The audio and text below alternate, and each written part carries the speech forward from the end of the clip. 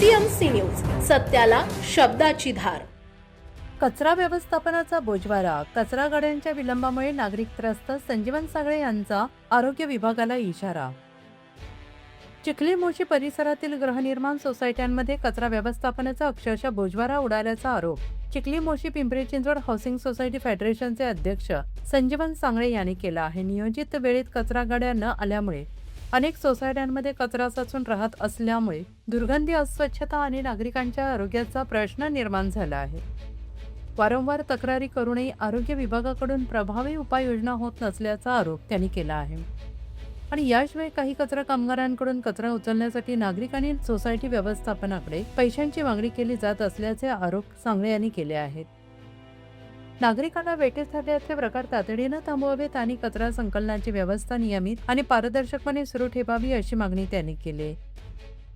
मोशी येथील दुर्घटनेचे भांडवल न करता नागरिकांना त्रास होणार नाही याची काळजी घेत आरोग्य विभागाने योग्य नियोजन करावे असेही त्यांनी स्पष्ट केले आहे।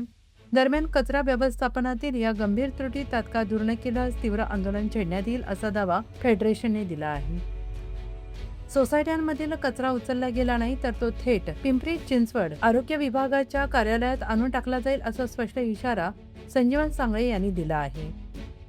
आता महापालिकेच्या आरोग्य विभाग या इशाऱ्यानंतर कोणती भूमिका घेतो याकडे आता चिखली मोशी परिसरातील नागरिक आणि सोसायटी धारकांचे लक्ष लागून राहिले आहे।